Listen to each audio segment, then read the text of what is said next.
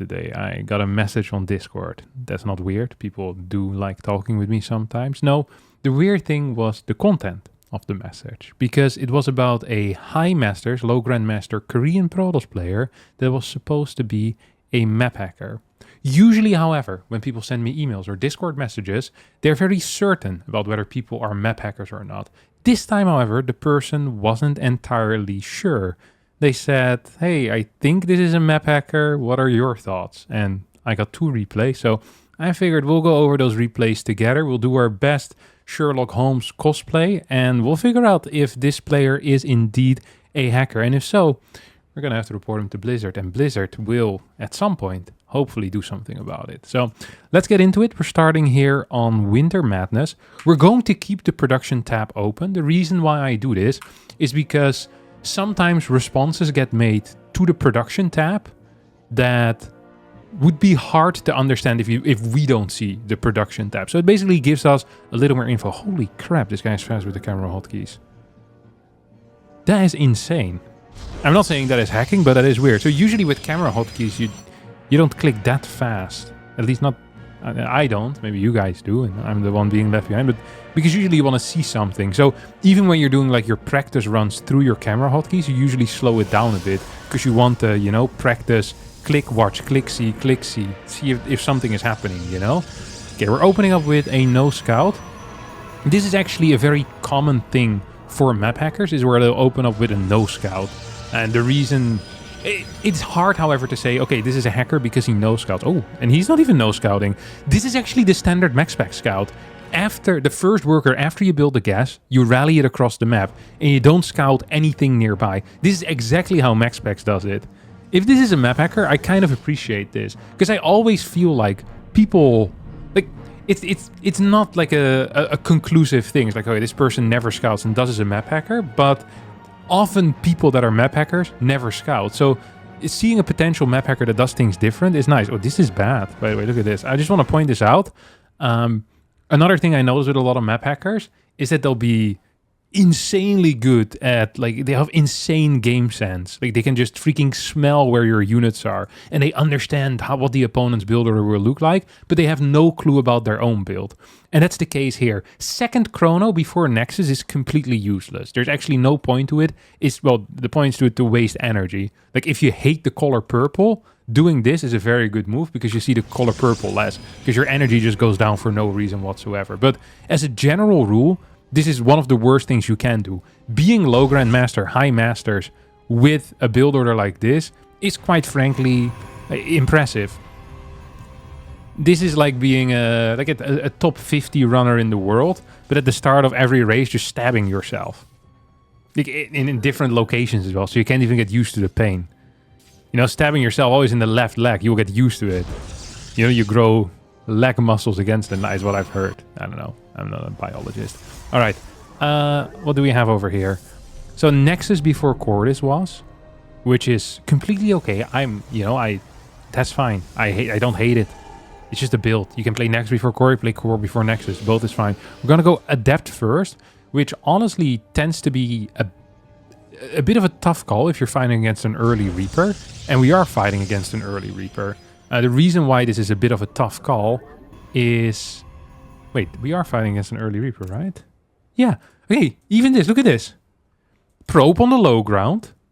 Reaper onto that. But you don't know when your probe is on the low ground here what this Reaper is going to do you now? You just know... Imagine you're a map hacker. We're just assuming this is map hack. I would never mine these minerals. You don't know where the Reaper is going to go. And we have no... You just don't know. You just don't know. Just going to keep it here in the natural. Now, had the Reaper gone down here and then the probe moves to this area, I'd say a bit more suspicious. But even then, I think that is a pretty normal thing to do. Sometimes I accidentally rally a probe into my natural. And then I realize, oh no, a Reaper is coming in 3 seconds. That's not what happened here, though. Ooh. A little bit of a change there in the rally point last second. It's also not uncommon. A lot of people do that. So they have a rally point where they send it to, and then when it's closer, they change the rally point a bit. Maybe because they realize, oh, I want that adept in the main base. Like, you don't really know. keeping the Adept in between, not fully committing to one side, is also exactly how I would do it here. This actually looks extraordinarily standard. I don't think I've seen a single clue so far of someone being a map hacker, and I think there's a lot of reason to believe that we would have had clues otherwise. Because you're fighting against the Reaper. This is also quite normal. After the Stalker comes out, you'll go hunting for an Adept. This is just high-level play. And very often, high-level play gets confused. No, this guy's a dickhead. What the hell?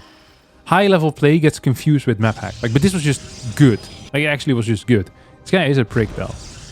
The question mark. I even think he started with something weird. He started with, like, good luck, have fun, easy, I think, is what it was. Or good luck, easy, something like that. Okay, 4 gate is what we're going up to, as well as a 3rd gas, which is kind of weird. Look at it. Ooh. No. Okay, I was gonna say the check here into the main base is weird, but it actually was just to send the shade. Like, there's actually nothing weird going on so far. Like, nothing weird. It's trying to shade into the main base, cancels it in time. A stellar play. Like, this is good, except he's gonna get supply blocked here, because he doesn't have a pylon. And his warp gate is now finishing up. He'll need to make a decision at some point. He's going to have to cut some workers. I really think the build order is not good. But then again, at this level, sometimes people just have bad build orders. I play against loads of people with my off-rate with like dog water builds. And that is allowed. You know, you're allowed to be bad at things in this game. You don't always have to be perfect. Templar Archives. Gateways coming in. So skipping robotics facility. Let's take a look at what we've seen. Factory, starport. Do we have a drop? We have a mine drop coming out. So if this was a rush into Banshee straight away, you could say we're in a bit of trouble because we don't have a robotics facility yet. But honestly, I think like this is not super risky because either mine drop or even Raven rush or like some type of tank push or cyclone marine attack are way more common than straight Banshee rush. It's really not that popular, especially of a Reaper single gas build, which is what we saw out of the Terran. So this is the type of risk you're absolutely allowed to take. Like when you, like in just a regular game. Okay, we're getting 3 Stalkers total, all of them positioned in the natural, which is the most logical position often to defend. I think having all 4 of them in one spot and having no vision. So usually when you do something like this, you make sure that you have vision on the right side with a pylon and then maybe a probe patrolling here. Because the moment your opponent wants to go into your main base, they have to either get spotted by this nexus or by the probe or by that pylon. But because you don't have it, the Stalkers in the natural actually are a considerable risk. Because if a mine drop is happening, hit your main base, you're going to be in major trouble. So I think this is the first thing where I'm like, hey, this is really weird. This is also, yeah, okay. We have a lot of control on Stalkers just before the drop comes in, which seems to be a bit of a symptom. But then again, like, you could also just have your Stalkers here. Like, it is not the craziest thing I've seen in my life. It really isn't. Okay, we're going to go into Storm. We're adding in more gateways. Worker count 46 to 40. Continuous work production, no chronos on the workers, by the way, which I would expect in this case, because you know you're safe. Ooh, he's gonna get it. Maybe another question mark. Oh yeah, there you go. That felt like a double question mark. Yeah, very nice. Blink, or gets Blink behind it. Moves a Stalker to the far right. Is that going to be a Raven that's coming out there? No. And this is actually kind of what I've been afraid of for a while now. It is Protoss players, well not Protoss players, but hackers, who make a lot of moves that a normal player would make as well. Like, if you're hacking, this is obviously completely unnecessary. Like this type of spotter. Or this could also just be to build a fort base. Like, or the scout with the Adept. You know, when you know you're not really gonna get in. Or the waiting for the second unit to come out on the high ground to deal with the Reaper with his Adept down here. Like, a lot of these things are... like, that is how you're supposed to play. And it makes it way harder to spot. And so far, honestly, I don't really think there's anything I can say. The one thing I will say so far is that I would be deadly afraid of a move out coming. But this also could be a lower level thing. Because I am higher level than this player. I would love to have vision down here. Either an Adept or a Stalker or a Zealot. It's actually sending something over there now as well. Which I just think is the right thing to do. He's adding in a fort base here too. That's because he believes to be safe after the great early game. And frankly, it was a great early game. You're 100% allowed to do this. Gonna get another supply block here as well. Forge on the way too. There's a couple of things that, you know, make my stomach turn upside down a little. Like, not even upside down. It's just like it tilts a bit towards the left. Like, oh, that feels weird. You know, it's not how people would usually play it at this level, I think. But then a lot of other things are like, okay, that is super standard. You know, you have a Zealot run by coming in. It's gonna move towards the middle now. It's not wanting to use it as a Zealot run by. So, just to make sense of the movement here, by the way, is we have vision in this area, so you know that the main Terran army is gonna come from here, if you're expecting a move out. We're still sending 2 Zealots across to go for a run by. Okay, I want to see this again. I want to see this in the all, you know, in the full perspective. So I think if you don't know there's a triple CC, you might just send everything back. Okay, now the triple CC gets built. He sends everything across, like, oh, maybe I don't have enough. Assuming this is a hacker, sends 2 over here. Which is a normal position to send, and then you'd send them into the natural. That's what I would do. You could even A move over here and then shift command A click in this area. Okay, we're continuing. Zealot's now coming back. This feels suspicious. Like this movement with the Templar. Because I would... The thing is that the Templar are the highest value item that you have in your army. Is not a great scout. This is the equivalent of not knowing whether a lion has sharp claws or not. And then, you know, pulling down your pants and pling, you know, putting it in between the bars. And then when he starts scratching your pole, you'll notice quick enough. It's not really something that you want to do with Templar, because they're very valuable to you. Like, this is a lot of gas, and they're the main damage output that you have. So it would make way more sense to have a Stalker, or you send a Probe in, or just literally anything else but Templar. The only time you do want to do this, if you believe you can't win a fight without getting like a surprise storm. So let's just take a look here at the first person. This is highly fortune. Well, and they find each other's armies instantly. But this is weird. Honestly, in this game, the 2 main things that concern me are the 5 Stalkers over here when you don't have any blink, no vision on the right side, and then this Templar move. But in and by itself, there's really not a whole lot that was super suspicious. Our second game is going to be here on Ruby Rock. And once again, we have the double chrono pre-Nexus. I'm gonna have to do some research into this open. I'm actually curious how bad it is income-wise. I don't think it's very good. I think if you play this, you should probably go up to 21 workers. But then again, going up to 21 workers is probably not very worth it. It's like it just makes the situation even worse. Okay, you get another similar looking wall, walks up the ramp, doesn't really check anything, by the way, which is... Okay, now sees that it's two gas, I guess, because you see the second depot. Second depot is a clear indicator that this is going to be 2 gas. We're going to get a pylon on the low ground. And it's going to be Reaper into factory. This is kind of interesting, to be honest. And a second barracks as well. Okay, I really like this. Our Terran player is actually helping us out big time. And the reason why I like this is because very often there is no early game scout. So that means that the response here will tell us a lot. And the response can be kind of weird, or it can be normal. I'd expect the Twilight in the wall here. Okay, that's the correct play. This is something that Classic has been doing a lot as of late. Gonna get this Adept out, starting a Stalker as well. We have 1 more barracks coming in here, by the way. And a Chrono on the Nexus, pulling 2 workers out of gas, I think, is what I saw here too. So a heavy focus on what? On minerals, which could be correct. Adept, Stalker. Stops building workers here for a bit. Okay, resumes. Are we getting charge? Battery?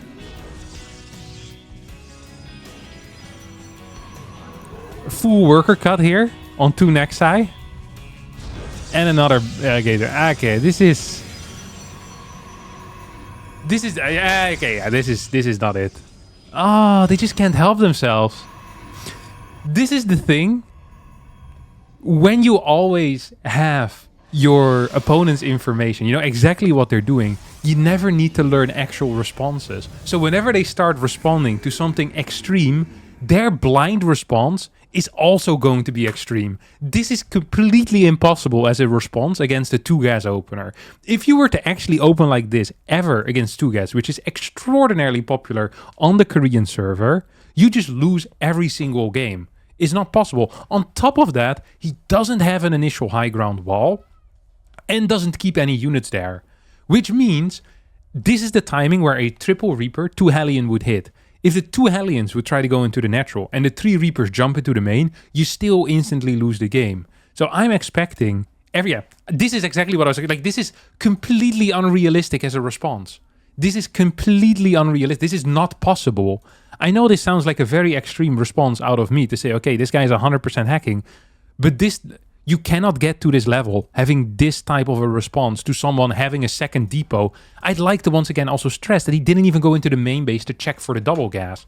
This could really be anything. This could still be like we sometimes see double depot into high ground CC or something like that. That is possible. It's not very common, but it is playable. And at this level, you absolutely need to be aware of that. This is such a ridiculous response. Second battery is completely insane. The amount of worker cuts that we're having here is freaking bananas. The charge that starts post Stalker, like I want to go back actually to show you how bad of a build this is. So at this moment, when we're building the Twilight Council, we actually already know that something is kind of going wrong, but he doesn't know how fast this is gonna hit. So he's building a Twilight Council thinking, hey, maybe I can get a charge, maybe I can get a blink out to help me as a defensive tool. There is no point in rushing out a fast Twilight Council if your standard response is then not doing anything with that Twilight Council for 45 seconds and instead cutting workers and building 2 batteries. You don't need it. In that case, if your response is getting a lot of units out, which is what he ends up doing, it makes more sense to maybe get a faster third gate as well. Because then you can continue worker production because you're not using this building. You could have saved the money on this building because you're not planning on using it anytime soon. So this is a completely improvised response that is based on the inputs that he's getting from his production tab. There's no other way around this. Like, this is crazy.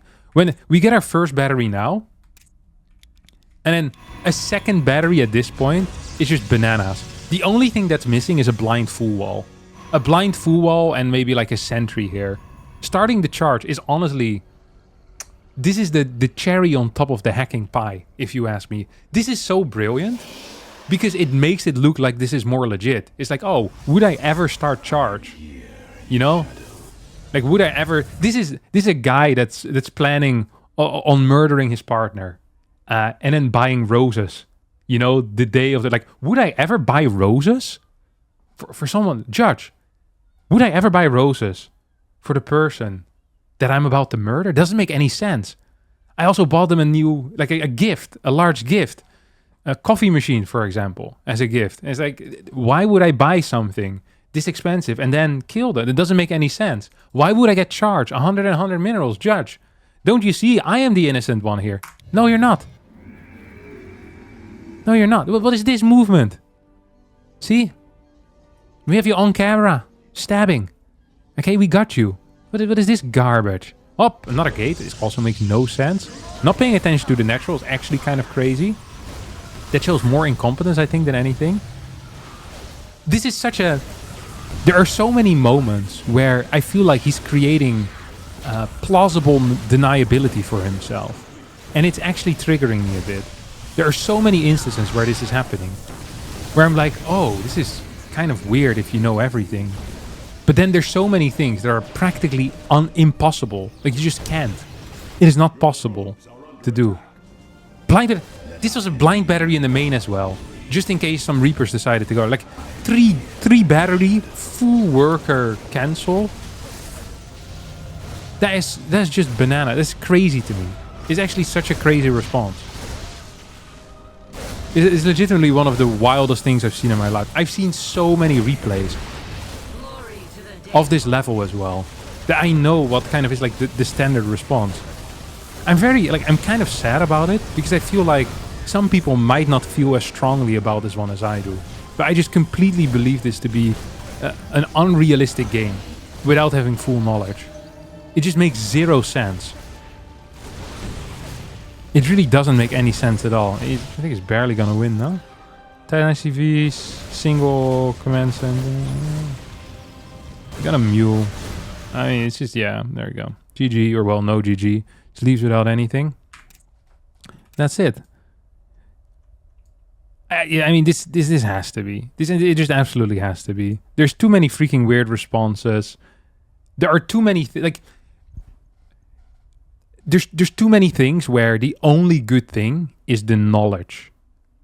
Like the knowledge or the game sense. Like knowledge of the current game. And whenever that is the only thing that someone is good at and nothing else, is very unrealistic. Because often game sense comes from having very good knowledge overall. It's like knowing timings. It's knowing your own build orders very well, the weaknesses, the strengths of individual build orders. But this person has managed to gather all the game sense without any of the required learning to gather that game sense. It is not possible to have this skill set without having any other of the skills. And then on top of that, like this game with the freaking crazy double battery in the main response, 4 units before Warp Gate finishes up, like putting on some panic chrono boost. I'm absolutely not buying it. This guy is a guaranteed hacker. It's a guaranteed hacker. But this is actually by far the best one that I've seen. Like, I think if you would have fed me 4 beers, I wouldn't have caught it. I don't think I would have, but I'm a sober man, and a sober man catches you. So you're out, brother. All right, it's going to be it for me today. Thanks all so much for watching. If you have a different opinion, you're wrong, but please do let me know. If you have some replays where you're like, ooh, is this a hacker?